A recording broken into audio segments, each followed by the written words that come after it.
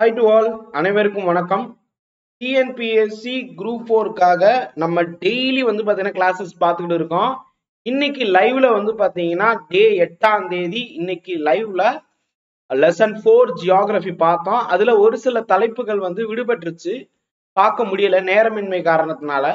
So அதை ரெக்கார்டிங்கை பார்த்துடலாம் friends. நாளைக்கு பாத்தீங்கன்னா டே 9 ஜியோகிராஃபி லெசன் 4 10th புக்ல இருக்கக்கூடிய லெசன் 4 நம்ம நாளைக்கு பார்க்க போறோம். ஸோ இப்போ இந்த டாபிக் பார்த்துடலாம். ரைட், டெய்லி பாத்தீங்கன்னா காலையில 5:30 மணிக்கு 5 மணிக்கு மேல உங்களுக்கு கிளாஸஸ் லைவா நேரடியா இருக்கும். ஸோ நீங்க வாங்க, நீங்க வந்தாதான் அந்த கிளாஸ் எல்லாமே உங்களுக்கு புரியும். 21 நாள் கிளாஸ். இது பாத்தீங்கன்னா 9வது நாள். நாளைக்கு மொத்தம் 21 நாள் கிளாஸ் இருக்கு. சார் 21 நாளோட முடிஞ்சிருமா அப்படின்னு கேட்டா இல்ல, தொடர்ந்து வகுப்பு இருக்கும். குரூப் 4 எக்ஸாம் வரைக்குமே பாத்தீங்கன்னா உங்களுக்கு ரிவிஷன் கிளாஸோட வகுப்புகள் இருக்கும். ஸோ அதனால மிஸ் பண்ணிடாதீங்க. இந்தியாவின் முக்கிய பயிர்கள் என்னென்ன இருக்கு? இந்தியாவிலுடைய முக்கிய பயிர்கள் அப்படின்னு சொல்லி பார்க்கும்போது ஒரு 4 பயிர்கள் ரொம்ப ரொம்ப முக்கியம். ஒண்ணு பாத்தீங்கன்னா உணவு பயிர், ஃபுட் கிராப். அதுல நெல், கோதுமை, மக்காச்சோளம், திணை பயிர்கள், மில்லட்ஸ் இப்ப நிறைய கவர்மெண்டே சப்போர்ட் பண்றாங்க, ஆதரவு கொடுத்து இதெல்லாம் உணவுல முக்கியமா சேர்த்துக்கணும் அப்படின்னு சொல்றாங்க. ஏன்னா நியூட்ரிஷனுக்காக போசாக்கு அபியான் இந்த மாதிரி நிறைய திட்டத்துல திணை பயிர்கள் இருக்கு. ஓகேங்களா? சோ இப்ப ஐநா சபை லெவல்லே பாத்தீங்கன்னா மில்லட்டோடைய இயர், ஓகேயா, சோ இயர் ஆஃப் மில்லட் அப்படிலாம் செலிப்ரேட் பண்ணியிருக்கிறாங்க.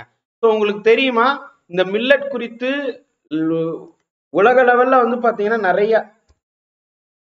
நிறைய பாத்தீங்கன்னா சம் ப்ரோக்ராம்ஸ் பாத்தீங்கன்னா முன்னெடுப்பு நடத்திருக்காங்க.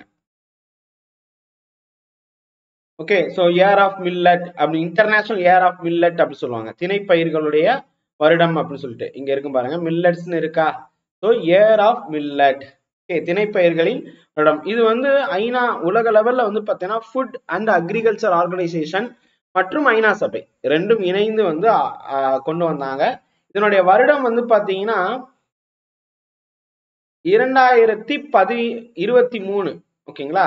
சோ திணை பயிர்களுடைய வருடம் அப்படின்னு சொல்லிட்டு சர்வதேச இன்டர்நேஷனல் இயர் ஆஃப் மில்லட் அப்படின்னு சொல்லிட்டு 2023 அனுசரிச்சாங்க. காரணம் என்ன? நம்ம இந்தியா பாத்தீங்கன்னா இந்தியா மட்டும் இல்ல, கிட்டத்தட்ட 72 நாடுகள் இதை ஆதரிச்சாங்க. இது ஏழை நிலைமை இருக்கக்கூடிய நாடுகளுக்கு ரொம்ப முக்கியமானது. இது பாத்தீங்கன்னா சுற்றுச்சூழலுக்கு உகந்த மாதிரி இருக்கும், அஃபோர்டபுள் நியூட்ரிஷன்ஸ் உள்ளக்குள்ள வந்துடும் எல்லாமே. ஓகேங்களா? சோ இது பாத்தீங்கன்னா உடலுக்கு மிக மிக உன்னதமானது.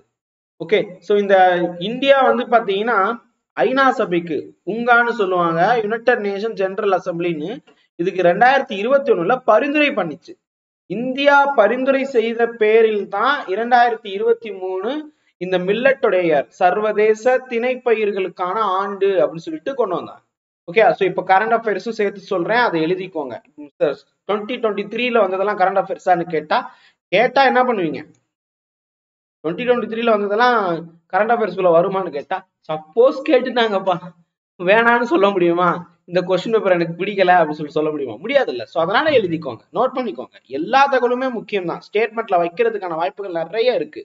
சரி, வாணிப பயிர்கள். ஓகே, சோ பிசினஸ்க்காகவே இருக்கக்கூடிய கேஷ் கிராப், கமர்ஷியல் பர்பஸ்க்காக இருக்கக்கூடிய கிராப். இது உணவு பயிர்களாக சேர்க்க முடியாது, ஆனா உணவாகவும் சில விஷயத்த நம்ம என்ன சொல்ல யூஸ் பண்ணிக்குவோம். உதாரணத்துக்கு கரும்பு, சர்க்கரை வருது, சீனி வருது, இந்த மாதிரி வெல்லம், இதெல்லாமே இதுல இருந்து எடுக்கிறோம். அதுவே பாத்தீங்கன்னா உங்களுக்கு புகையிலை கொஞ்சம் கன்சியூம் பண்றாங்க அங்கங்க. ஓகே, சோ டொபாக்கோஸ், பருத்தி, சணல் அதாவது உணவுக்காக பயன்படுத்த முடியாது, ஆனா அன்றாட வாழ்க்கையில பயன்படுத்திக்கிட்டு இருக்கிறோம். ஸோ இதெல்லாம் கமர்ஷியலுக்காக இருக்கக்கூடியது. அடுத்தது இதனை தொடர்ந்து பாத்தீங்கன்னா நம்ம இந்த உணவு பயிர், தோட்டப்பயிர்கள். ஓகே, சோ தோட்டப்பயிர்கள் அப்படின்னு சொல்லும் போது தேயிலை. இது தோட்டப்பயிர்கள் அப்படின்னா என்ன அர்த்தம் அப்படின்னு கேட்டா, இது முழுக்க முழுக்க நல்லா கவனிங்க, ஒரு என்ன சொல்ல மலைப்பாங்கான பகுதிகளில் ஒரு என்ன சொல்ல பிளான்டேஷன் ஒரு தடவை நட்டு வச்சுட்டாங்கன்னா வந்துகிட்டே இருக்கும். ஆங்கிலத்துல மிக சரியா கொடுத்துருப்பாங்க, பிளான்டேஷன் கிராப் அப்படிங்கிற வார்த்தை இருக்கும். அப்படின்னா என்ன அர்த்தம்னா, ஒரு தடவை நட்டு வச்சுட்டாங்கன்னா வாழ்க்கை முழுவதும் அதில் இருந்து நமக்கு ஈல்டு கிடைச்சுக்கிட்டே இருக்கும். ரைட்டா?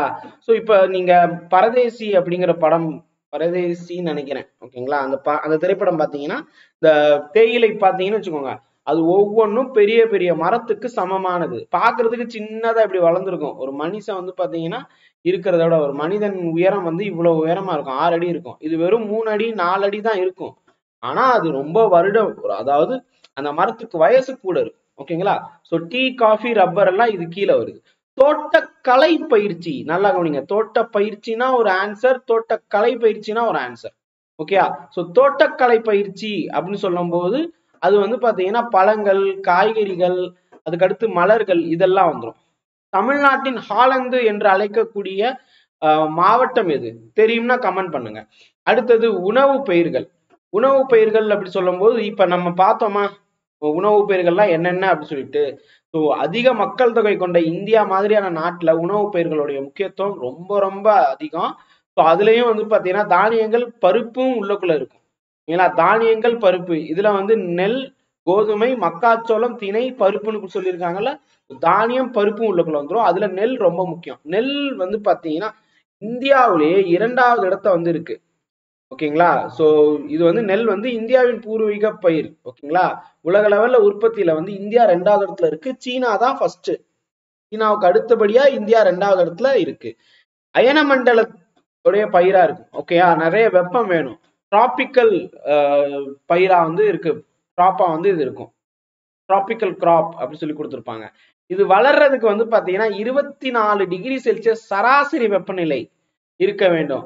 150 சென்டிமீட்டர் மழை வந்து வேணும். அப்ப தண்ணி நிறைய வேணும்னு அர்த்தம். ஓகேங்களா, 150 சென்டிமீட்டர்னா இங்க தஞ்சாவூர்ல எல்லாம் வந்து ஏன் அப்படின்னு கேட்டா அங்கதான் வந்து வற்றாத ஜீவநதியா இருக்கக்கூடிய காவேரி இருக்கு. காவேரி ஜீவநதியான்னு கேட்டா கிட்டத்தட்ட ஜீவநதி தான்.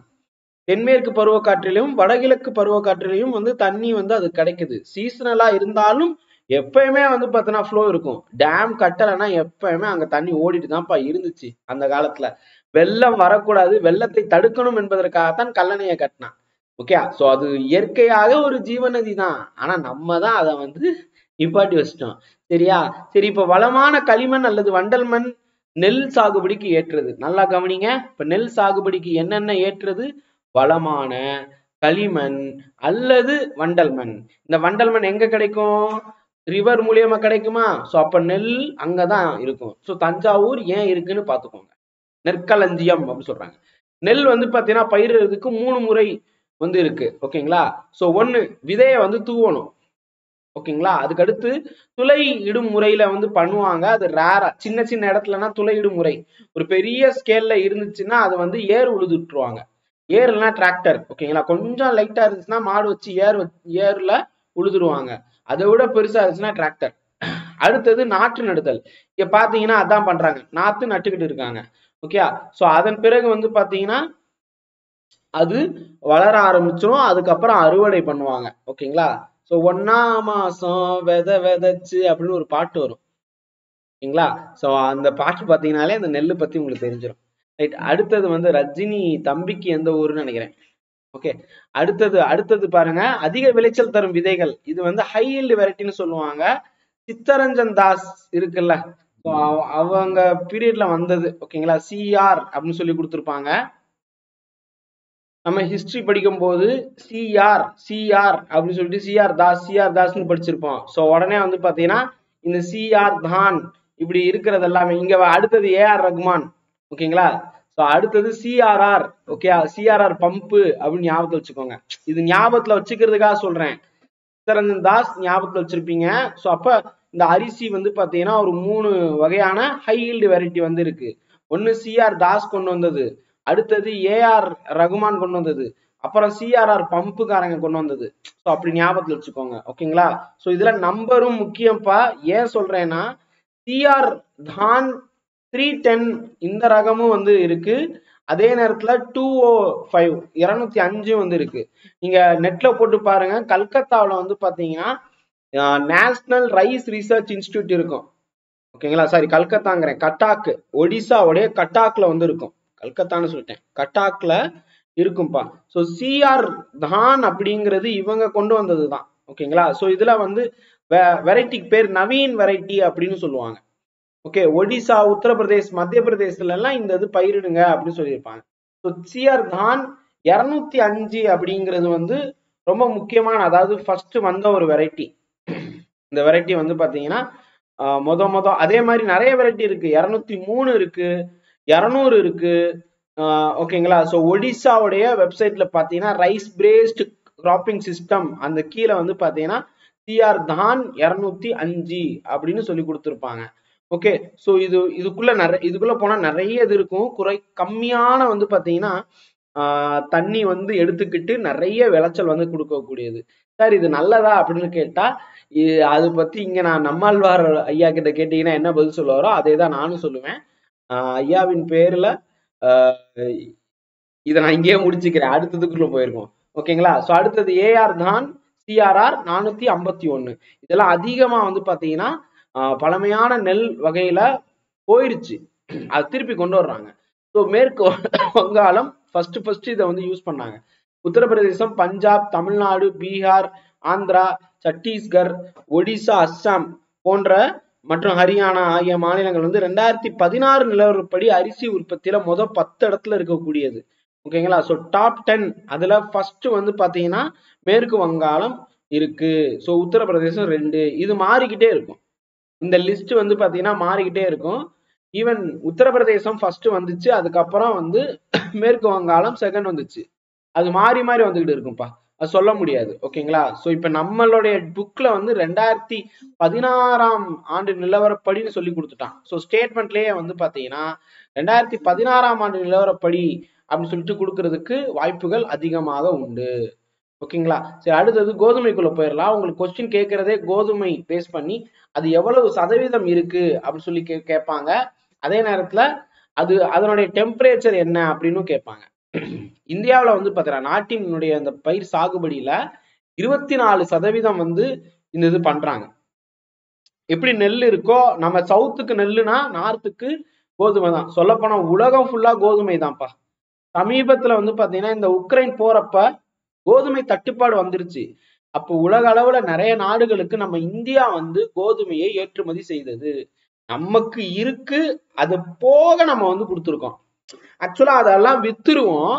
ஆனா நம்ம வந்து இலவசமாக சில நாடுகளுக்கு, சில ஏழ்மை நிலையில இருக்கக்கூடிய பப்புவா நியூகினியா, அதுக்கப்புறம் வந்து ஆப்பிரிக்காவில் இருக்கக்கூடிய நாடுகளுக்கு எல்லாம் நம்ம வந்து ஏற்றுமதி செஞ்சோம்.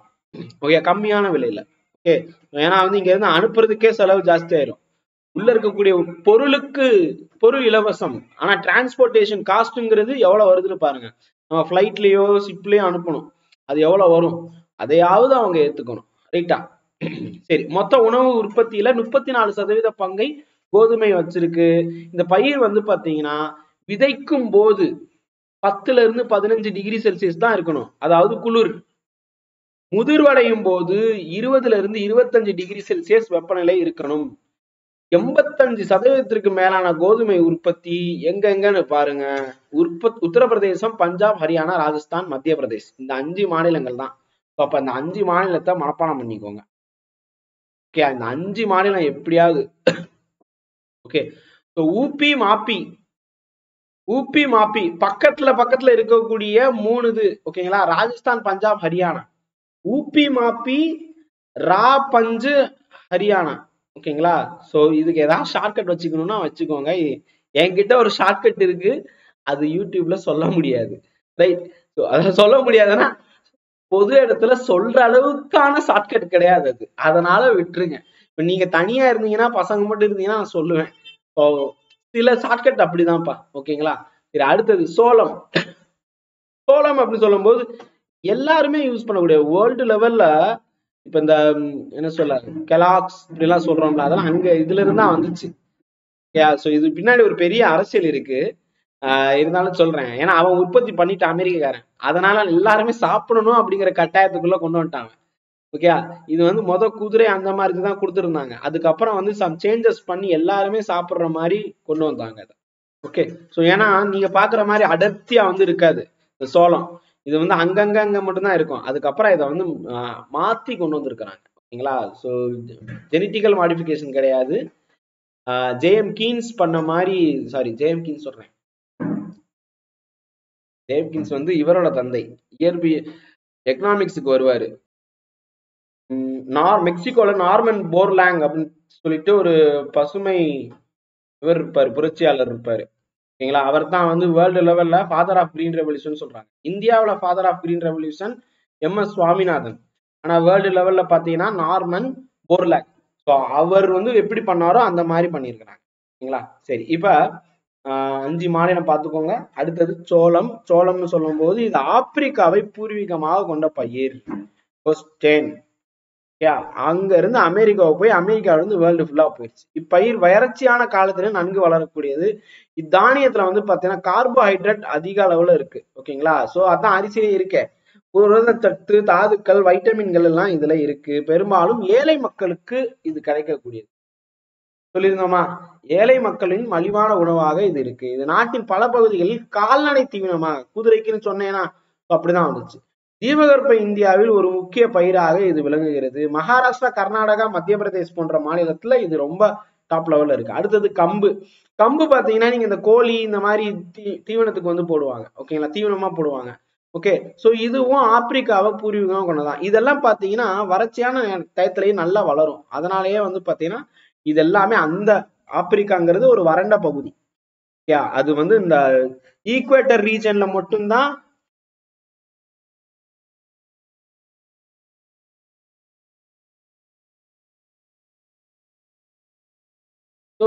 இது வந்து பாத்தீங்கன்னா அந்த மாதிரி. ஓகே, கோழிக்கெல்லாம் இப்ப நம்ம போட்டுட்டு இருக்கிறோம்.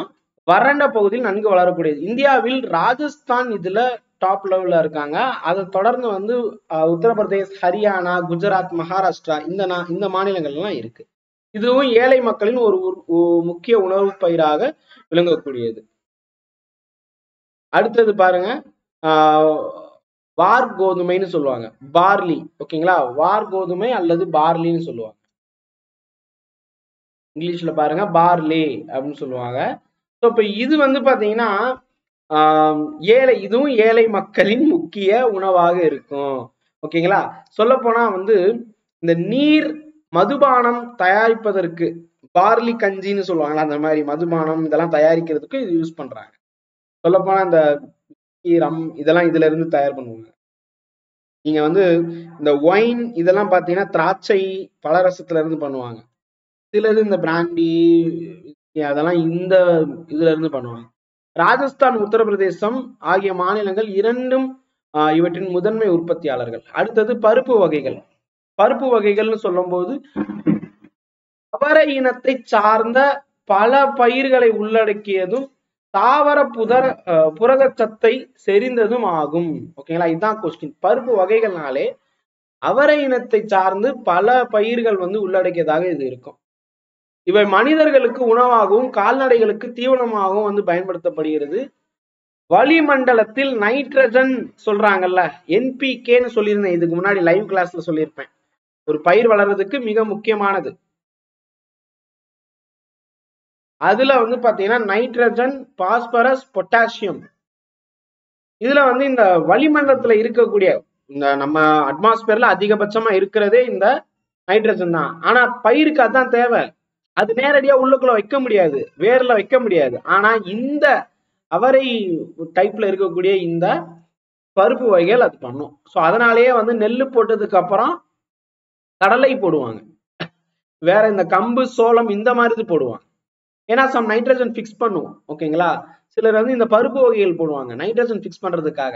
ஸோ இப்ப இது கொடுத்துருக்காங்களா, பயிர் சுழற்சி பயிரிடல் முறையில் வழக்கமாக பயிரிடப்படுகிறது. இது உலகத்துல அதிகமா வந்து பண்றதே யாருன்னு கேட்டா நம்ம இந்தியா தான். ஓகே, அடுத்தது வாணிப பயிர். இது வாணிப பயிர்னு சொல்லும் போதே லாப நோக்கம் தான்.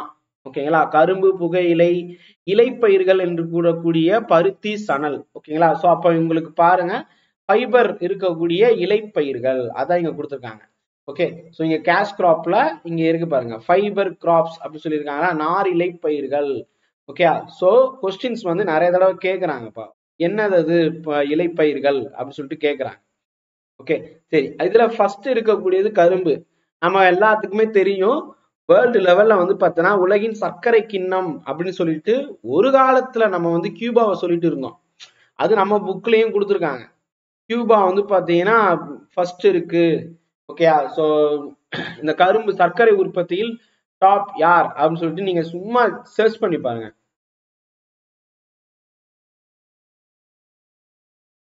டாப் கண்ட்ரி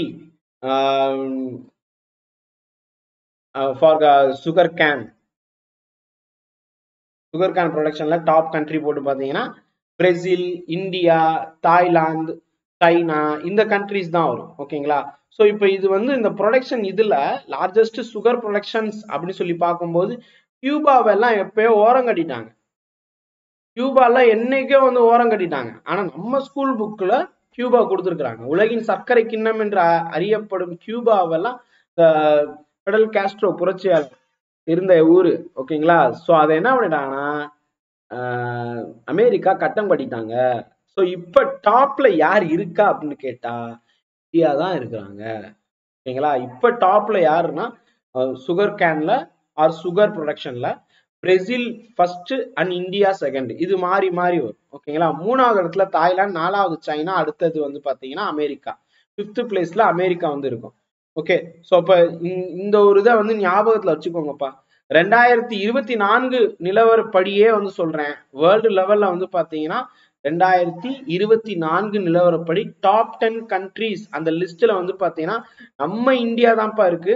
நான் அது உங்களுக்கு உதாரணத்துக்கு நான் இங்க பிக்சரே வந்து வைக்கிறேன். நம்ம இந்தியா தான் டாப்ல இருக்கு. நீங்க நினைப்பீங்க சார் கியூபா தானே டாப் அப்படின்னு நினைப்பீங்க. நான் 2024 நிலவரப்படி நான் இங்க சொல்றேன். இங்க பாருங்க, லார்ஜஸ்ட் உங்களுக்கு தெரியுதா? Largest sugar producer in the world 2024.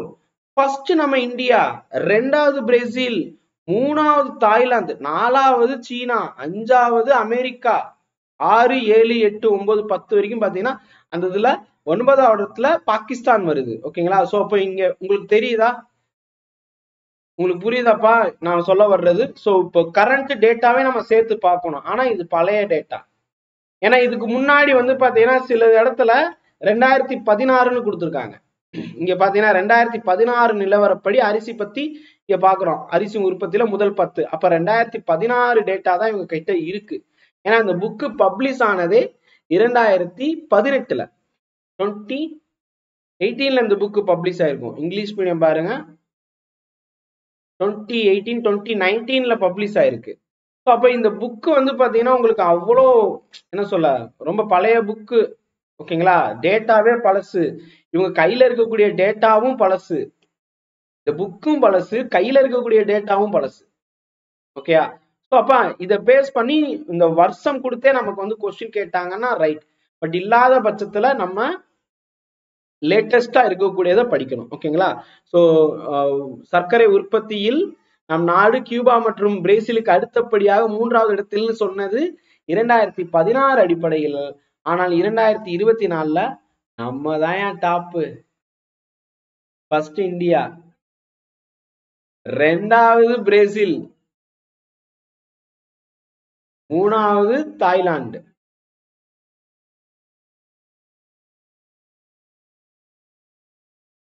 China, 5 America, 6 Russia, சோன்சோ இந்த மாதிரி ஒன்னு போயிட்டே இருக்கும். Russia, Mexico, France, Pakistan, Australia. Okay, ஈஸியா மனப்பாடம் ஆயிடுச்சு பாத்தீங்களா ஒரு 4 தடவை படிக்கும் போது. ரைட், சரி. இப்ப புரியுதா உங்களுக்கு? இதுல என்னென்னலாம் கிடைக்குது பாருங்க. மூலப்பொருள் வந்து மோஸ்ட்லி சர்க்கரை. ஓகேங்களா? இரண்டாவது வந்து பாத்தீங்கன்னா இந்தியாவிலே இரண்டாவது பெரிய தொழிற்சாலை பிரிவாக இது இருக்கு. ஓகேங்களா? இந்தியாவிலேயே இரண்டாவது பெரிய தொழிற்சாலை பிரிவா இருக்கு. சர்க்கரை உற்பத்தி தவிர்த்து வெல்லம், நாட்டு சர்க்கரை, அதுக்கு அடுத்து பாருங்க லிக்கர், சாராயம் தொழிலுக்காகவும் கரும்பு சாறு மற்றும் காகிதத்துக்காக வந்து கரும்பு சக்கை, சுகர் கேன் பேகேஸ் அப்படின்னு சொல்லுவாங்க. கரும்பு சக்கை வந்து யூஸ் பண்றாங்க. ஓகேங்களா? சுகர் கேன் இந்த பேகேஸ் அப்படின்னு ஒரு வார்த்தை இருக்குல்ல, கரும்பு சக்கை வச்சு பேப்பர் எல்லாம் தயார் பண்ணுவாங்க. ஓகே, சரி. இப்ப அடுத்தது பருத்தி உற்பத்தி. பருத்தினாலே நம்ம தமிழ்நாடு, இந்த மான்செஸ்டர்னு சொல்றாங்க இந்த பகுதியெல்லாம், அகமதாபாத் இதெல்லாம் வந்துடும். ஓகே, இந்தியா மிகப்பெரிய தொழில் பிரிவுல வந்து இதுதான் இருக்கு. மிகப்பெரிய தொழிற்சாலை பிரிவுக்கு மூலப்பொருள்களை இந்த பருத்தி தான் இருக்குது. ஸோ அப்ப மிகப்பெரியதுன்னு கேட்டா இந்த நூல் சம்பந்தமா இருக்கக்கூடிய நிட்டிங், இந்த மாதிரி காட்டன் இண்டஸ்ட்ரீஸ் தான் ஃபர்ஸ்ட். ரெண்டாவது வந்து பாத்தீங்கன்னா இந்த சுகர் கேன். ஓகே, மூலப்பொருட்களை இது கொடுக்குது. பருத்தி உற்பத்தியில் சீனாவுக்கு அடுத்தபடியா 2வது இடத்துல நம்ம இருக்கிறோம். சீனாவுக்கு அடுத்தபடியாக நம்ம இருக்கிறோம். சோ இதுவும் லேட்டஸ்ட் பார்த்தா என்ன வருது அப்படின்னு சொல்லிட்டு உங்களுக்கு தோணும். லேட்டஸ்டா நம்ம எத்தனாவது இடத்துல இருக்கோம் அப்படின்னு கேட்டா, அப்ப இருந்து இப்ப வரைக்கும் நம்ம 2வது இடத்துல தான் இருக்கிறோம். வேர்ல்டு லெவல்ல வந்து பாத்தீங்கன்னா சைனா 24% வந்து உற்பத்தி பண்றாங்க. நம்ம இந்தியா 22% உற்பத்தி பண்றோம். ஓகேங்களா? சோ சீனா வந்து பாத்தீங்கன்னா 24%, இந்தியா வந்து பாத்தீங்கன்னா 22%. 3வது இடத்துல பிரேசிலும், 4வது இடத்துல வந்து பாத்தீங்கன்னா அமெரிக்காவும் இருக்கு. ஸோ அதுக்கு அடுத்தடுத்த இடத்துல பாத்தீங்கன்னா உங்களுக்கு ஆஸ்திரேலியா, துருக்கி, பாகிஸ்தான், உஸ்பெகிஸ்தான், அர்ஜென்டினா, மாலி போன்ற நாடுகள் எல்லாம் நீங்க பார்க்கலாம். இந்த தகவலும் இப்ப லேட்டஸ்டா இருக்கக்கூடிய கரண்ட் சினாரியோவை தான் நம்ம வந்து சொல்றோம். ஓகே, 2023 அந்த கடைசியில வச்சு நம்ம சொல்றோம். நீங்க 2024 பேஸ் பண்ணி பார்த்தா கூட கிட்டத்தட்ட அதுதான் வந்து இருக்கு. ஓகேங்களா? சோ இதுல இந்தியா வந்து பாத்தீங்கன்னா top countries of the cotton அப்படி சொல்லி பார்க்கும்போது இதுல இந்தியாவும் வந்து பாத்தீங்கன்னா ஒன் ஆஃப் த டாப் பிளேயரா இருக்காங்க. சில புத்தகங்கள்ல வந்து பாத்தீங்கன்னா சில வெப்சைட்ல வந்து பாத்தீங்கன்னா இந்தியா ஃபர்ஸ்ட் பிளேஸ் அப்படின்னு காமிச்சிருப்பாங்க காட்டன் ப்ரொடக்ஷன்ல.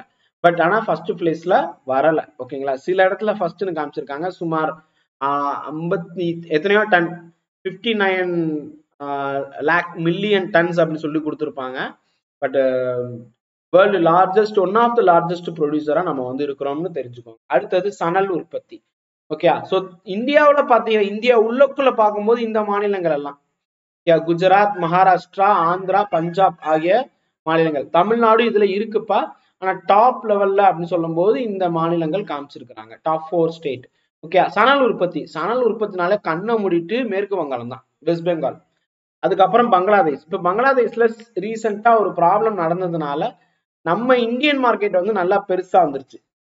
ஓகே, வேர்ல்டு லெவல்ல பங்களாதேஷ் தான் ஃபர்ஸ்ட். ஆனா வந்து பாத்தீங்கன்னா இப்ப இந்தியா வந்து அதை பீட் பண்ணிட்டாங்க. எப்பனா இப்ப இந்த ரீசெண்டா சொல்றேன். இப்ப மே மாசம் நிலவரப்படி பாத்தீங்கன்னா இந்தியா தான் ஃபர்ஸ்ட்ல இருக்கும். அதுக்கு நமக்கு அடுத்துதான் வந்து பாத்தீங்கன்னா சில நாடுகள். ஓகேங்களா? சோ சணல் உற்பத்தி அப்படின்னு சொல்லும் போது தங்க நாரிலை அப்படின்னு சொல்லுவாங்க. ஓகேங்களா? அந்த புரட்சியில இருக்கக்கூடியது. சணல் ஒரு வெப்பமண்டல இலைப்பயிராகும். இது வண்டல் மண்ணுல நன்கு வளரும். நல்லா கவனிங்க, வெப்பமண்டல இலைப்பயிர் வண்டல் மண்ல நல்லா வளரக்கூடியது.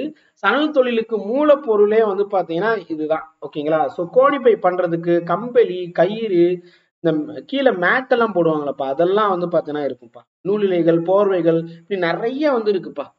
கர்டைன்ஸ் இந்த மாதிரி எல்லாம் கொடுப்பாங்க. வீட்டுக்குள்ளக்குள்ள இருக்க இன்டீரியர்ஸ் எல்லாமே. இதுல மேற்கு வங்காளம் தான் ஃபர்ஸ்ட். மேற்கு வங்காளத்தை தொடர்ந்து பார்த்தா என்னென்ன மாநிலம்,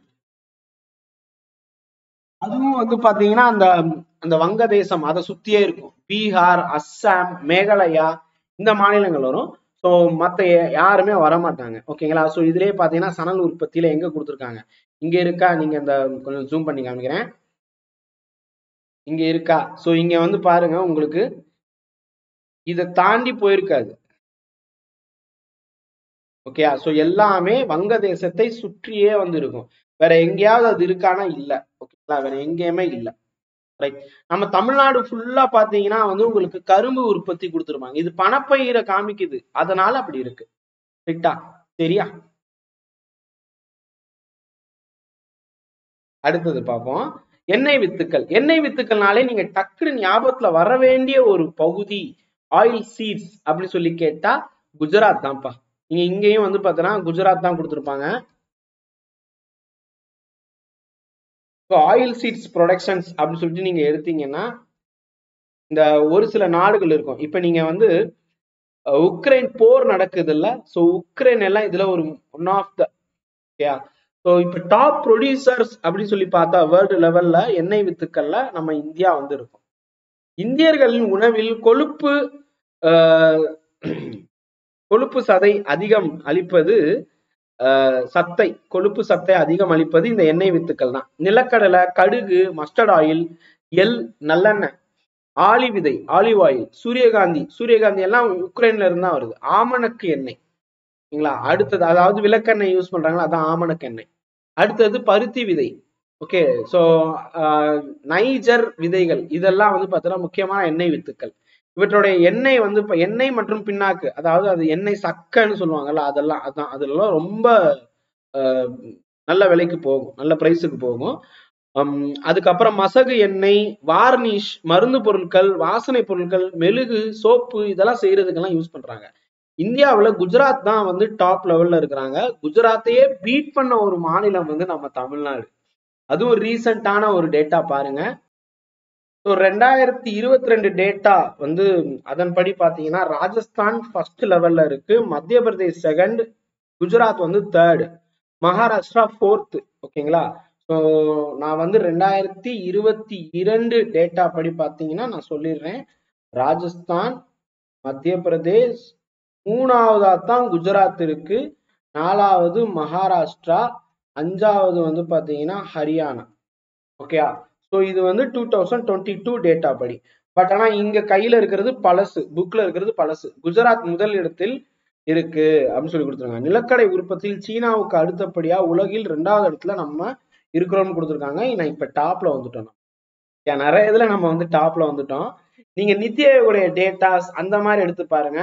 அதே நேரத்துல ஐகார்னு சொல்லுவாங்கல்ல, Indian council of agriculture research, அந்த லிஸ்ட் எடுத்து பாத்தீங்கன்னா கூட ஒரு டேட்டா கொடுத்துருப்பாங்க. ஏன்னா நான் இப்ப சொல்றது எல்லாமே ஏதோ ஒரு என்ன சொல்ல வெப்சைட்லயோ இல்ல சும்மா கூகுள்ல வர்றது கிடையாது, கவர்மெண்டோடைய டேட்டா. ஓகேங்களா. ஸோ நித்தி ஆயோடைய டேட்டாவோ இல்லைன்னா ஐகாரோடைய டேட்டாவோ தான் நான் சொல்லிட்டு இருக்கேன். இதை தாண்டி நீங்க வந்து இந்த உணவுப் பொருள் சம்பந்தமா எடுக்கும் போது நேஷனல் ஃபுட் செக்யூரிட்டி மிஷன் சொல்லுவாங்க, NFSMன்னு, அதனுடைய டேட்டா எடுத்தீங்கன்னா கூட கரெக்டா இருக்கும். இல்ல நீங்க வந்து அக்ரிகல்ச்சர் மினிஸ்ட்ரி ஓரியன்டா ஏதாவது டேட்டா ரிலீஸ் பண்ணியிருப்பாங்க, அதுல இருந்து எடுத்தீங்கன்னா இன்னும் உங்களுக்கு பெர்ஃபெக்டா வந்து கிடைக்கும். ஸோ இதெல்லாம் இல்ல சார் அப்படின்னு கேட்டா கற்பதேசோட வீடியோவை பாருங்க. இதையும் தாண்டி உங்களுக்கு வந்து இந்தியா ஏர் புக் அப்படின்னு சொல்லிட்டு இருக்கும், அதுல தெளிவா கொடுத்துருப்பாங்க. அதே நேரத்துல எக்கனாமிக் சர்வே ஆஃப் இந்தியா அதுலயும் சில தகவல்கள் கிடைக்கும். ஏன்னா சில பல தகவல்கள். அடுத்தது தோட்டப்பயிர்கள். தோட்டப்பயிர்கள் அப்படின்னு சொல்லும்போது இது மோஸ்ட்லி எதுக்காக, ஏற்றுமதி நோக்கத்துக்காகவே பண்றது. ஸோ எல்லாமே காஃபி, ரப்பர், டீ இதுதான் வந்து வரும். ஸோ இது மோஸ்ட்லி எங்க இருக்கும் அப்படின்னு சொல்லி பார்த்தா இங்க மேப் கொடுக்கல. மோஸ்ட்லி வந்து பாத்தீங்கன்னா கேரளா, இந்த மலை சரிவுல இருக்கக்கூடிய மாநிலங்கள்ல அதிகமா இருக்கும். தேயிலை உற்பத்தி அப்படின்னு சொல்லும் போது இது பாத்தீங்கன்னா அவங்களுக்கு அதிக தொழிலாளர்களும் மிதமான நிழலும், நிறைய வந்து பாத்தீங்கன்னா தொழிலாளர்கள் வேணும், பயிரிட அதிக தொழிலாளர்கள் வேணும், மிதமான நிழலும் அதிக மழையும், ஆனால் வேர்ல தண்ணி தேங்கக்கூடாது. அப்ப தண்ணி தேங்கக்கூடாதுன்னா என்ன பண்ணணும், மலைச்சரிவுல இருக்கணும். ஓகேங்களா. ஸோ மலைச்சரிவுல இருந்தா தான் அந்த தண்ணி தேங்காது. ஓகே. ஸோ இப்போ இது அயன மண்டல மற்றும் உப அயன மண்டல காலநிலையில வளரும் ஒரு பொருள், ஒரு பயிர். ஓகேங்களா. ஸோ டீ வந்து பாத்தீங்கன்னா எவர்கிரீன் பிளான்ட். ஓகேங்களா. ஸோ அப்ப இது வந்து டிராபிக் அண்ட் சப்டிராபிக்ல இருக்கக்கூடியது. வேர்ல தண்ணி தங்கவே கூடாது. 2 வகையான ஒரு டீ இருக்கு. ஸோ 2 வகையான டீ அப்படின்னு சொல்லும் போது பூகி அப்படின்னு சொல்லுவாங்க. இது வந்து பாத்தீங்கன்னா சீனாவில் இருக்கக்கூடியது பூஹி, பூஹியா இருக்கும். ஓகே. அசாமிக்கான்னு சொல்லுவாங்க, இது இந்தியாவில் வேர்ல்டு லெவல்ல ஃபேமஸ் ஆனது அசாமிக்கா அண்ட் பூஹி. ஓகேங்களா. ஸோ இந்த ரெண்டுல வந்து பாத்தீங்கன்னா கலப்பின் மூலம் பல வீரியமுள்ள தேயிலை பயிர்கள் வந்திருக்கு. இந்த ரெண்டையும் சேர்த்து நிறைய கொண்டு வந்திருக்கிறாங்க. உலக தேயிலை உற்பத்தியில் சீனாவுக்கு அடுத்தபடியா இந்தியா 2வது இடத்துல இருக்கு.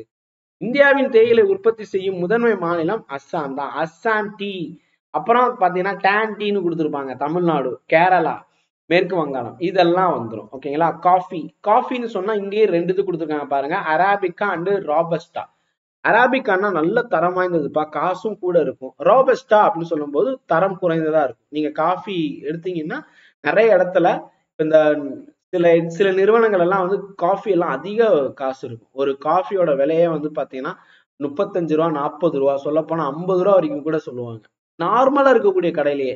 ஏன்னு கேட்டா அங்க வந்து அராபிகா இது வந்து யூஸ் பண்ணிட்டு இருப்பாங்க. இதுவே இப்ப ராபஸ்டான்னு சொல்லும் போது 15 ரூபால இருந்து 20 ரூபா வரைக்கும் காஃபி வந்து இருக்கும். ஓகேங்களா. ஸோ காஃபியோடைய அந்த அரோமாவுக்காகவே நிறைய வந்து பாத்தீங்கன்னா ஃபாலோவர்ஸ் வந்து இருப்பாங்க. வேர்ல்டு லெவல்ல டீயை விட காஃபிக்கு தான் வந்து மவுஸ் கூட. ஓகேங்களா. ஸோ காஃபி இவை நன்றாக நிழல்ல நன்றாக வளரக்கூடியது. கடல் மட்டத்துல இருந்து 1000 இருந்து 1500 மீட்டர் உயரம் வந்து இருக்கணும். ஸோ இதுல வந்து பாத்தீங்கன்னா இந்தியா வந்து 7வது இடத்துல இருக்கு. இந்தியாவில் காப்பி உற்பத்தினாலே அது கர்நாடகா தான். தமிழ்நாட்டுல பழனி மலை அப்படின்னு சொல்லுவாங்கல்ல, அந்த பகுதியில காஃபி உற்பத்தி இருக்கு. பழனி ஹில்ஸ்னா திண்டுக்கல் மாவட்டம் பழனி கோயில் நினைச்சிடாதீங்க. பழனி மலைன்னு சொல்லும் போது கொடைக்கானலும் உள்ளுக்குள்ள வரும். ஏன் அப்படின்னு கேட்டா இதுக்கு வந்து நிழல் நன்றாக இருக்கு. நிழல்ல நன்றாக வளரக்கூடியது. எவ்வளவு உயரம் பாருங்க, 1000 இருந்து 1500. அப்போ கொடைக்கானல்ல தான், கொடைக்கானல் மற்றும் கொடைக்கானல் சுற்று வட்டாரம் அதை சொல்றாங்க.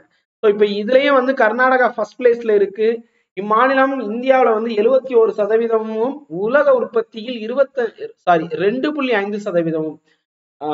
மக்களே, அவசரத்துல நானும் வந்து 25ன்னு சொல்ல பார்த்தேன், 2.5 யோசிச்சுக்கோங்க. இதே வந்து பாத்தீங்கன்னா என்ன சொல்லுவாங்க, நமக்கு வந்து கன்ஃபியூஸ் பண்றதுக்காக கொஸ்டினா கொடுத்துருவாங்க. இந்த தகவல் வந்து இந்திய காஃபி வாரியம் 2018 டேட்டாவா வச்சிருக்காங்க. ஓகே, ஸோ அப்ப காஃபி ப்ரொடக்ஷன்ஸ் அப்படின்னு சொல்லி பார்க்கும்போது கர்நாடகா தான் ஃபர்ஸ்ட் பிளேஸ்ல இருக்கிறாங்க, 70%. ஓகேங்களா. அதுவும் குறிப்பா வந்து குடகு, நம்ம காவேரி உற்பத்தி ஆகுதுல குடகு, சிக்மங்களூர், ஹாசன் உள்ளிட்ட பகுதிகள் கர்நாடகாவுடைய காஃபி உற்பத்தி செய்யக்கூடிய மையங்களாக இருக்கு. ஸோ 2வது இடத்துல வந்து கேரளா இருக்கு. ஸோ 21% வந்து இந்தியாவில் கேரளா தான் வந்து ஆக்குபை பண்றாங்க. 70% கர்நாடகா, 21% கேரளா. தமிழ்நாடு 5%. தமிழ்நாடு தொடர்ந்து ஆந்திரா, ஒரிசா, அஸ்ஸாம், திரிபுரா உள்ளிட்ட மாநிலங்கள் எல்லாம் இருக்கு.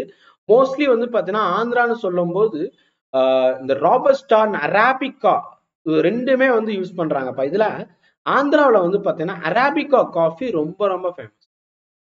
ஸோ அங்க வந்து இருக்கு. ஓகேங்களா, ரொம்ப ரொம்ப ஃபேமஸ். ஸோ இந்தியா வந்து பாத்தீங்கன்னா இந்த காஃபி ப்ரொடக்ஷன்ல வேர்ல்டு லெவல்ல வந்து பாத்தீங்கன்னா யார் டாப் அப்படின்னு சொல்லி பார்க்கும்போது இதுலயும் வந்து பிரேசில் தான் ஃபர்ஸ்ட் வர்றாங்க. ஓகேங்களா, காஃபியில பிரேசில் வருவாங்க. 2வது இடத்துல வியட்நாம், 3வது இடத்துல கொலம்பியா, 4வது இடத்துல இந்தியா, 5வது இடத்துல உகாண்டா. ஓகேங்களா. ஸோ இதுல இந்த எத்தியோப்பியா இந்த மாதிரியான நாடுகளுடைய காஃபி கொஞ்சம் அரோமா ஜாஸ்தியா இருக்கக்கூடிய காஃபியா இருக்கும். ஓகே, ஸோ இப்போ காஃபி உற்பத்தியும் நான் வந்து சொல்லிட்டேன். ஓகேங்களா, 2024 அடிப்படையிலேயே வந்து பாத்தீங்கன்னா இந்த தகவல்கள் வந்து இருக்கு. ஸோ நான் வேணா உங்களுக்கு ஸ்கிரீன்ஷாட் வந்து கொடுக்குறேன். காஃபி ப்ரொடக்ஷன் 2024 அடிப்படையில உங்களுக்கு ஸ்கிரீன்ஷாட் வரும். இன்னும் நிறைய தகவல் இருக்குப்பா. நம்ம வகுப்புனாலே தகவல் களஞ்சியம். ஸோ அதுல வந்து இங்க பாருங்க, இந்தியா 8வது இடத்துல இருக்கு. எவ்வளவு உற்பத்தி பண்ணிருக்கிறாங்கன்னு பாருங்க. ரைட். ஸோ இதுக்கு முன்னாடி ஒரு டேட்டா சொல்லியிருப்பேன்ல, அது கூகுள்ல வந்தது. ஸோ இது வந்து பாத்தீங்கன்னா உங்களுக்கு கவர்மெண்ட் டேட்டா. கவர்மெண்ட் டேட்டாவில வரும் தகவல். கவர்மெண்ட் டேட்டாவை அவங்க எடுத்து வச்சிருக்கிறாங்கப்பா ஒரு வெப்சைட்டு. சரி, அடுத்தது ரப்பர் வந்து பாத்தீங்கன்னா கேரளாவில தான் முதல்ல ரப்பர் தோட்டமே உருவாக்கப்பட்டிருக்கு. வருஷம் பாருங்க, 1902. வெப்ப ஈரப்பத அயன மண்டல காலநிலையில இது வளரக்கூடியது. 20 டிகிரியில இருந்து 300 சென்டிமீட்டருக்கு மேல மழை இருந்துச்சுன்னா இது வளரும். இது வந்து பாத்தீங்கன்னா தோட்டங்கள்ல சின்ன சின்ன நில உரிமையாளர்களிடம் வந்து இது இருக்கு. கேரளா, தமிழ்நாடு, கர்நாடகா, அந்தமான் நிக்கோபர்ல இது அதிகமா வந்து பயிர் பண்றாங்க.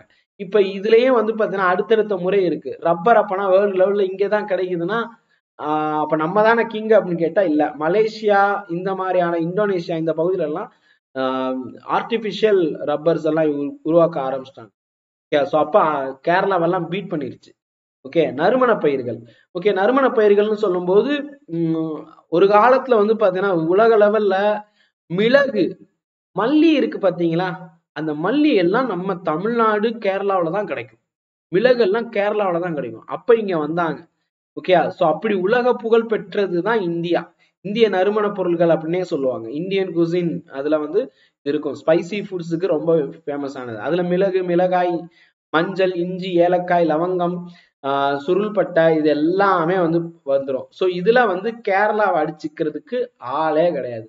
உலக லெவல்ல வந்து இந்த கேரளாவை பீட் பண்றதுக்காக இந்த ஸ்பைசஸ்,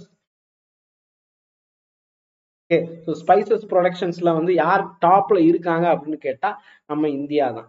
ஓகேங்களா. ஸோ நம்ம இந்தியாவுக்கு அப்புறம் அப்படின்னு சொல்லி பார்க்கும்போது மடகாஸ்கர், பங்களாதேஷ் இந்த மாதிரியான சின்ன சின்ன கண்ட்ரிஸ் எல்லாம் இருக்கும். ஓகேங்களா. ஸோ இந்தியாவுடைய காம்படிட்டர்னு சொல்லிட முடியாது, but there have some countries. Okay, அதை தாண்டி வந்து பார்த்தீங்கன்னா இந்தியா, துருக்கி, Bangladesh, China, Indonesia, Pakistan, Ethiopia உள்ளிட்ட நாடுகளும் உள்ளக்குள்ள வருது.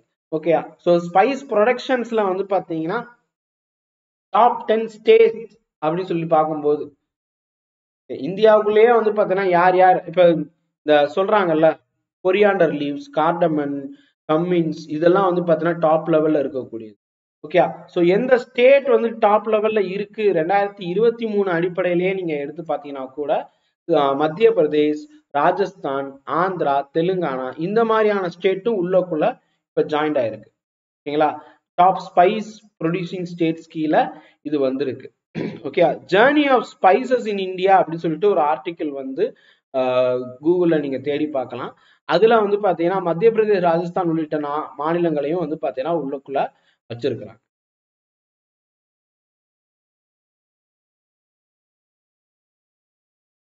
ஸ்டேட் வைஸ் பார்க்கும்போது இதுவும் வருது. ரைட், பயிர்கள், நறுமண பொருள். ஸோ மத்திய பிரதேஷ் டாப்ல இருக்காங்கப்பா 2021 அதை பேஸ் பண்ணி பார்க்கும்போது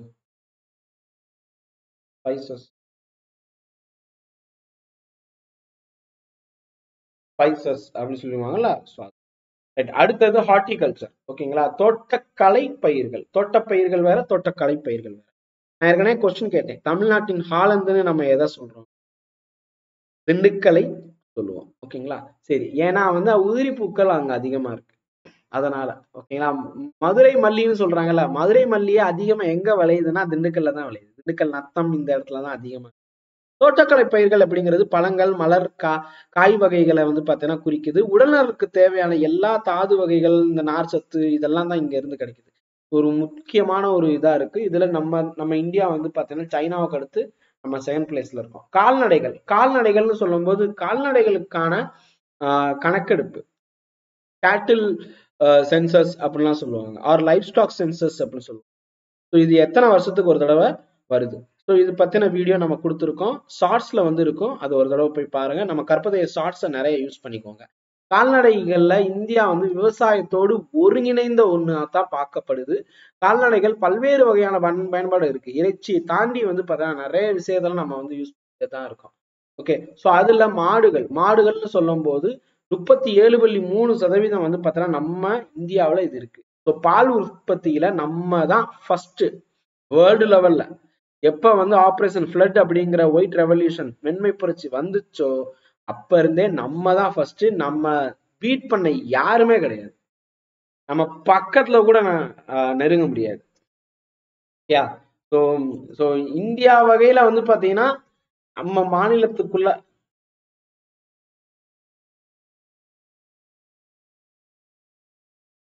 வேர்ல்டு லெவல்ல பாத்தீங்கன்னா இந்தியா தான் கிட்டத்தட்ட 25% நம்ம தான் வந்து இருக்கிறோம். நமக்கு அடுத்த லெவல்ல வந்து பாத்தீங்கன்னா சில சைனா இந்த மாதிரி சில நாடுகள் வந்து இருக்கு. இது வந்து FAOன்னு சொல்லுவாங்கல்ல, ஃபுட் அண்ட் அக்ரிகல்ச்சர் ஆர்கனைசேஷன், அந்த லிஸ்ட்ல வந்து பாத்தீங்கன்னா இருக்கும். அந்த லிஸ்ட்ல இருந்து எடுத்தது.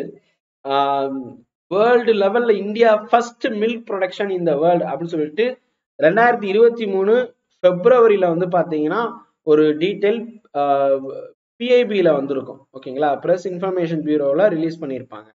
ஸோ அதுல வந்து பாத்தீங்கன்னா 2022 டேட்டா படி நம்ம தான் டாப். நமக்கு கீழே தான் மற்ற எல்லா நாடுகளுமே. சொல்லப்போனா நம்ம உற்பத்தி ஒரு இவ்வளவு டன் அப்படின்னு சொல்லிட்டு உற்பத்தி பண்ணிட்டு இருப்போம்ல, அதுல பாதி தான் ரெண்டாவது கண்ட்ரியே இருக்கு. ஸோ அப்ப நம்மளை பீட் பண்ணணும்னா அவங்க வந்து அவ்வளவு ஹியூஜான இதை வந்து கடந்து வரணும். ஓகே, கிட்டத்தட்ட வந்து 230 மெட்ரிக் டன் வந்து பாத்தீங்கன்னா நம்ம உற்பத்தி பண்றோம். ஓகேங்களா, ஸோ ரெண்டாவது இடத்துல அமெரிக்கா, பாகிஸ்தான், சைனா, ஜெர்மன் உள்ளிட்ட நாடுகள் அடுத்தடுத்த இடத்துல இருக்கு. ஓகேங்களா, நீங்க வந்து இப்ப பாகிஸ்தான் எடுத்துக்கிட்டீங்கன்னா மூணாவது இடத்துல இருக்கு, பட் வெறும் 65 மில்லியன் டன் தான். நம்ம வந்து 230. ரெண்டாவது இடத்துல இருக்கக்கூடிய நாட்டோட இந்த அமெரிக்காவோட டேட்டாஸ் கிடைக்கல. அது உங்களுக்கு தெரிஞ்சுச்சுன்னா கமெண்ட் பண்ணுங்க. ஓகே, சரி, அடுத்தது மாடுகள் எதுக்காக இருக்கு? பால் ஃபர்ஸ்ட், பால் இனம், இழுவை இனம், அதுக்கு அடுத்து கலப்பு இனம். ஓகே, ஸோ முதல் இந்த லைஃப் ஸ்டாக்ஸ்ல மில்க்குக்காக இருக்கக்கூடிய milch breed, draught breed, milk mixed or general breed. ஓகேங்களா, ரெண்டுமே வரும். அடுத்தது வெள்ளாடு, ஏழைகளின் பசு அப்படின்னு அழைக்கக்கூடியது இந்த ஆடு. ஓகேங்களா, ஸோ இறைச்சி, பால் எல்லாத்துக்குமே, தோல், அதனுடைய ஃபர்ருக்காக, ஹைடு அப்படின்னு சொல்லுவாங்க, எல்லாத்துக்குமாக, தோலுக்காக, உரோமம்காக எல்லாம் நம்ம வந்து யூஸ் பண்ணுவோம். ஓகே, எருமைகள் இந்தியாவின் பால் உற்பத்தியில ஒரு முக்கிய ஆதாரமாக வந்து எருமைகள் இருக்கு. இதுதான் இன்னைக்கு காலையில வீடியோலயே நான் சொல்லியிருப்பேன். அதிகப்படியான எருமைகள் வந்து உத்தரப்பிரதேசத்துல இருக்கு. அதனை தொடர்ந்து ராஜஸ்தான், ஆந்திரா இந்த மாதிரியான மாநிலங்கள் வந்து இருக்கும். இந்தியாவில் முதல் கால்நடை கணக்கெடுப்பு 1919 மிக குறைந்த பால் பண்ணை கால்நடைகளுடன் எடுக்கப்பட்டு. தமிழ்நாடு கால்நடை கணக்கெடுப்பு எவ்வாறு மேற்கொள்ளப்படுது அப்படின்னு சொல்லி இந்த பாக்ஸ்ல கொடுத்துருக்காங்களா, கொஸ்டினா கேட்பாங்கப்பா, ஞாபகத்துல வச்சுக்கோங்க. தமிழ்நாடு அரசு மாநில அளவில் கால்நடை கணக்கெடுப்பை வந்து கால்நடை வளர்ப்புத்துறை உதவியோட செய்யறாங்க. மாவட்ட அளவிலான கணக்கு வந்து இணை இயக்குனர் மூலியமாக பண்ணுவாங்க. மத்திய அரசு வந்து பாத்தீங்கன்னா வேளாண் மற்றும் விவசாயிகள் நலச்சங்கத்துறை அமைச்சர், கால்நடை வளர்ப்பு, பால் பண்ணை, மீன்வளத்துறை போன்றவுடைய வழிகாட்டுதல்படி இது ஸ்டார்ட் பண்ணுவாங்க. ஓகேங்களா, சோ பால் பொருள், இறைச்சி மற்றும் ரோமம் இந்த லிஸ்ட்ல வந்து பாத்தீங்கன்னா மொத்த இதுல வந்து இந்த ரோமம் எல்லாம் பண்றாங்கல்ல, அந்த ஊல், இதுல ராஜஸ்தான் தான் டாப்ல இருக்கிறாங்க. ராஜஸ்தான் தான் இந்த கம்பளி எல்லாம் பண்றாங்களா அதுல டாப்ல இருக்கிறாங்க. இதனை தொடர்ந்து கர்நாடகா 2வது இடத்துல இருக்கு. மீன் வளர்ப்பு, மீன் வளர்ப்புன்னு சொல்லும் போது ஃபிஷரிஸ். ஸோ இந்தியாவுல எத்தனை மாநிலம் கடலோர மாநிலமா இருக்கு? இந்தியாவுல எத்தனை இந்தியாவுடைய மேப் எடுத்து பாருங்க, அதுல என்னென்ன மாநிலங்கள்லாம் கடல் பேஸ் பண்ணி இருக்கு, கடலோர மாநிலங்கள் என்னென்ன, மாவட்டம் சொல்லிட்டு மாநிலம் என்னென்ன, தமிழ்நாட்டுல எத்தனை மாவட்டங்கள் கடலோர எல்லையை கொண்டுள்ளது. இந்த 2 டேட்டாவும் நீங்க வந்து நோட்ஸ் எடுத்துக்கோங்க, உங்க நோட்ஸ்ல அது இருக்கணும். ரைட்டா, இந்தியாவின் மீன் வளர்ப்பு ஒரு முக்கிய பொருளாதார நடவடிக்கை. இந்த துறை வந்து பாத்தீங்கன்னா நிறைய ஃபாரெக்ஸ் வந்து கொடுக்கக்கூடியது. மீன்பிடி தொழில் வந்து இந்தியாவின் கடலோர மாநிலங்கள்ல ஒரு முக்கிய தொழிலா இருக்கு. 14 மில்லியன் மக்கள் தொகைக்கும் அதிகமான இதுல வேலை பண்றாங்க. சொல்லப்போனா உலகத்துல 3% சீனாவுக்கு அடுத்தபடியா வந்து பாத்தீங்கன்னா நம்ம தான் பண்ணிட்டு இருக்கோம், 2வது இடத்துல இருக்கு. மீன்பிடி தொழில் வந்து உணவு உற்பத்தி அதிகரித்தல், வேலை வாய்ப்பை இது பண்றது, ஊட்டச்சத்து அளித்தல், அந்நிய செலவாணி ஈட்டல். நான் ஏற்கனவே சொல்லியிருந்தேன்னா ஃபாரெக்ஸ் வந்து அதிகமா கொடுக்கக்கூடியதுன்னு சொல்லி. இந்தியாவில் மீன்பிடி தொழில் 2 வகையா இருக்கும், ஒண்ணு கடல், இன்னொன்னு உள்நாட்டு. கடல் அப்படின்னு சொல்லும் போது நீங்க பாத்தீங்கன்னா நம்மளுடைய சீஷோர் லைன் வந்து பாத்தீங்கன்னா ரொம்ப பெருசுப்பா. கேரளா வந்து பாத்தீங்கன்னா டாப் லெவல்ல இதுல இருக்கிறாங்க. உள்நாட்டு மீன்பிடிப்பு அப்படின்னு சொல்லும் போது ஆறுகள், ஏரி, குளம் இதெல்லாம் இருக்கும். ஸோ இதுல 50% வந்து பாத்தீங்கன்னா உள்நாட்டு மீன்பிடி மூலியமா கிடைக்குது. இதுல ஆந்திரா டாப்ல இருக்கிறாங்க. ஓகே, ஸோ இந்தியாவில் மீனவர்களால் பிடிக்கப்படும் முக்கியமான மீன் என்னன்னு கேட்டா கெளுத்தி, ஹெர்கின்ஸ், காணாங்கெளுத்தி மீனே, பெர்சல், ஈல் மீன், ஈல் அப்படின்னு சொல்லுவாங்க. ஓகேங்களா, ஸோ இதெல்லாம் அண்ட் வந்து முள்ளட்டை, இந்த மாதிரியான மீனெல்லாம் இருக்கும். இந்தியா விவசாயிகள் எதிர்கொள்ளும் சவால்கள், மெயின்ஸ் கொஸ்டின்பா. சிறிய மற்றும் குறுநில உடைமை விவசாயிகள் வந்து பாத்தீங்கன்னா எப்படி எல்லாம் வந்து அதுல ஃபேஸ் பண்றாங்க அப்படின்னு சொல்லிட்டு. ஓகே, ஸோ இந்தியாவில் மக்கள் அடர்த்தி வந்து மிகுந்த மற்றும் தீவிர பயிர் சாகுபடி செய்யும் மாநிலங்கள்ல சிறிய மற்றும் துண்டாக்கப்பட்ட நில உரிமையாளர்கள் தான் அதிகம் இருக்காங்க. ஏன் அப்படின்னு கேட்டா ஃபேமிலி பார்ட்டிஷன் பண்ணிட்டுருவாங்க. மொத்தம் வந்து பாத்தீங்கன்னா 5 பசங்க இருப்பாங்க, இல்ல 6 பசங்க இருப்பாங்க, இல்ல மொத்தமே வந்து 3 பசங்க 4 பொண்ணுங்க இந்த மாதிரிலாம் இருந்தாங்க. ஓகேங்களா, ஸோ அப்ப எல்லாத்துக்குமே வந்து ஒரு 5 ஏக்கர் 6 ஏக்கர் பிரிக்கும் போது பாகப்பிரிவினை பண்ணும்போது எல்லாமே துண்டாடப்படுது. ஓகேங்களா, இப்ப 2 பேரு இல்லைன்னா ஒருத்தர் அப்படிதான் இருக்கிறாங்க. ஸோ அப்ப மேலும் வந்து பாத்தீங்கன்னா இந்த நிலம் அப்படிங்கிறது துண்டாடப்படுது. அதிக செலவின உள்ளீடுகள் அதிகமா வந்து இந்த சிறு குறு விவசாயிகளுக்கு வந்து இந்த பொருட்கள் எல்லாம் வந்து பாத்தீங்கன்னா வாங்க முடியாது. அதனால வளமற்ற மண் எல்லா இடத்துலயுமே வந்து பாத்தீங்கன்னா தஞ்சாவூர் மாதிரி வளமான மண் எல்லாம் வண்டல் மண் வந்து கிடைச்சிடாது. சிலதுக்கு வந்து ஃபெர்டிலைசர் வேணும். ஸோ அப்ப அந்த ப்ராப்ளம், நீர்ப்பாசன பற்றாக்குறை. தமிழ்நாடு மட்டும் இல்லாம சவுத் எடுத்துக்கிட்டீங்கனாலே உங்களுக்கு வந்து இந்த நீர்ப்பாசனம் அப்படிங்கிறது ரொம்ப முக்கியமானதா மாறுது. அதனாலேயே வந்து பாத்தீங்கன்னா அது ஒரு பெரிய மேஜர் ஃபேக்டா வந்து இருக்கும். இயந்திரமயமாக்கப்பட்ட, அதனால நிறைய பேருக்கு வேலை இல்லாம போயிடும். 100 நாள் வேலை வாய்ப்பையும் இதுக்குள்ள சேர்க்கலாமா அப்படின்னு கேட்டா கவர்மெண்ட் கொண்டு வந்த ஸ்கீமை கவர்மெண்ட் ஆபீசரா மாற போற நம்ம அதை எதிர்த்து பண்ணக்கூடாது, பேசவும் கூடாது. நல்லா தெரிஞ்சுக்கோங்க. இயந்திரமாக்க பற்றாக்குறை, நாட்டின் பல பகுதிகளில் வேளாண்மை பெரிய அளவில் இயந்திரமயமாக்கப்பட்டிருக்கும். பெரும்பாலான பகுதிகளில் மனிதர்களை கொண்டுதான் எளிய மற்றும் பழமையான கருவிகள் மூலமாக வேளாண்மை செய்யப்படுகிறது. இயந்திரம் கொண்டு வந்தாங்கன்னா உற்பத்தி அதிகரிக்கும். ஆனா வந்து பாத்தீங்கன்னா என்ன சொல்ல, மக்களுக்கு வேலை இல்லாம போயிடும். ஓகே, நாட்டுல அதிகமா வேலை வாய்ப்பு வழங்கக்கூடிய ஒரு துறையே வந்து அக்ரிகல்ச்சர் தான். அடுத்தது மண்ணரிப்பு, இதுவும் ஒரு ப்ராப்ளம்னு சொல்றாங்க. வேளாண் சந்தைப்படுத்துதல் அவங்களுக்கு தெரியறது இல்லை. ஸோ இதை பேஸ் பண்ணி இங்க ஒரு தற்போதைய சூழல் அப்படின்னு சொல்லிட்டு ஒரு பிக்சர் கொடுத்துருக்காங்கல்ல. இந்த பிக்சர் வந்து நீங்க மெயின்ஸ் மற்றும் வந்து ப்ரிலிம்ஸ்ல இந்த பேஸ் பண்ணி கேட்கறதுக்கு வாய்ப்புகள் உண்டு. ஸோ கொஸ்டின்பா எடுத்துக்கோங்க. தற்போதைய சூழல் என்னென்ன பிரச்சனைகள் இவங்களுக்கு வருது அப்படின்னு சொல்லிட்டு. ரைட். அடுத்தது வந்து இங்க மாதிரி சேமிப்பு கிடங்கு இருக்காது. அதுவும் குளிர் சாதன வசதியுடன் கூடிய ஸ்டோரேஜ் வந்து இருக்காது. தக்காளி எல்லாம் வந்து பார்த்தோன்னா விலைவாசி உயர்வதற்கான காரணம் இது. அதே மாதிரி டிரான்ஸ்போர்டேஷன்ஸ், மூலதன பற்றாக்குறை, இதெல்லாம் தான் காரணம். மற்றும் இந்த பாக்ஸ்ல இருக்கு பாருங்க, இதுல நிறைய கொஸ்டின் ரிப்பீட்டா கேட்டிருக்காங்கப்பா. ஓகே, ஸோ நல்லா ஞாபகம் வச்சுக்கோங்க. வெண்மை புரட்சினா பால், ஆபரேஷன் ஃபிளட் அப்படின்னாலும் பால் தான். வட்டமா இருக்குன்னா உருளைக்கிழங்கு, சிவப்பா இருக்குன்னா தக்காளி மற்றும் இறைச்சி, வெள்ளி இலை அப்படின்னு சொன்னா பருத்தி, வெறும் வெள்ளின்னு சொன்னா முட்டை மற்றும் கோழி. பசுமை புரட்சி நல்லா கவனிங்க, பசுமை புரட்சி அப்படின்னு சொன்னா உணவுக்காகத்தான், வேளாண் உற்பத்தி உணவு இதுக்காகத்தான் இருக்கும். ஓகேங்களா? சோ அதுலயும் வந்து எவர்கிரீன் ரெவல்யூஷன் ஒண்ணு சொல்லுவாங்க, அது எல்லா பொருட்களுக்காகும். ஓகே, இளஞ்சிவப்புனா வந்து வெங்காயம், மருந்து, இறால். சாம்பல்னா நான் ஏற்கனவே சொல்லிட்டேன், ஷிஃப்டிங் கல்டிவேஷன் பத்தி லைவ்ல கிளாஸ் போகும்போதே நான் சொல்லிட்டேன், அது ஏன் வந்து அந்த பேர் வந்துச்சுன்னு சொல்லிட்டு. ஸோ ஃபெர்டிலைசர், உரம் அப்படி சொல்லுவாங்க, உர உற்பத்திக்காக இருக்கக்கூடியதான் சாம்பல் புரட்சி. பொன் புரட்சி அப்படின்னு சொன்னா பழங்கள், தேன், தோட்டக்கலை. அதுவே வந்து தங்க நாரிலை இல்லைன்னா பொன் நூல் புரட்சி அப்படின்னு சொன்னா சணல். ஓகேங்களா? கோல்டன் ஃபைபர்னா சணல், கோல்டன் ரெவல்யூஷன் சொன்னா ஃப்ரூட்ஸ், ஹனி அண்ட் வந்து ஹார்டிகல்ச்சர். ஓகேங்களா? பழுப்பு அப்படின்னு சொன்னாலே நல்லா கவனிங்க, பழுப்பு அப்படின்னு சொல்லும் போது நீங்க உரத்தோட வந்து கன்ஃபியூஸ் பண்ணிக்கிறீங்க. ஓகேங்களா? ஸோ வராது. சாம்பல் தான் வந்து உரம். பழுப்பு அப்படின்னு சொல்லும் போது நல்லா கவனிங்கன்னா அது வந்து ப்ரௌன் கலர்ல இருக்கு அப்படின்னு வச்சுக்கோங்க. அப்ப தோல் ப்ரௌன் கலர்ல இருக்கும். காஃபிக்கு ஆன கொக்கோ, சாக்லேட்டுக்கான கொக்கோ, மரபுசார் உற்பத்தி இதெல்லாம் வந்துடும். நீல புரட்சினா மீன்கள், மஞ்சள் புரட்சினாலே வந்து எண்ணெய் வித்துக்கு, அது குறிப்பா கடுகு எண்ணெயும் சூரியகாந்தியும் வரும். இது ரெண்டுமே வந்து பாத்தீங்கன்னா கடுகு எண்ணெய்னா இந்தியா, சூரியகாந்தினா உக்ரைன். ஓகேங்களா? சோ ரெண்டுத்துக்கும் விலை ஏறுறதுக்கான காரணம் இதுதான். சரி, இப்ப பார்த்துட்டோம். இந்த இந்த பயிர்கள் சம்பந்தமான தகவல் நம்ம பார்த்தாச்சு. அடுத்தது வந்து பாத்தீங்கன்னா இந்தியாவுடைய வளங்கள் மற்றும் தொழில்கள். இது வந்து நாளைக்கு காலையில, அதாவது 29/11/2024 காலையில 5:30 மணிக்கு உங்களுக்கு லைவ்ல கிளாஸ் வந்துடும். ஸோ மிஸ் பண்ணிடாதீங்க. லைவ் கிளாஸஸ் யார் யாரெல்லாம் பார்க்கணும்னு நினைக்கிறீங்களோ எல்லோரும் வாங்க. நிறைய பேர் வர வர உங்களுக்கே ஒரு உத்வேகம் ஏற்படும். ஸோ லைவ் கிளாஸுக்கான லிங்க் நான் கீழே டிஸ்கிரிப்ஷன்லேயே கொடுத்துருக்கேன். லைவ் அப்படின்னு சொல்லும் போது நீங்க என்ன டவுட் கேட்டாலும் உங்களுக்கு நேரடியாவே உங்களுக்கு சொல்றதுக்கு நான் இருப்பேன். ஸோ அதனால லைவ் கிளாஸுக்கு வாங்க.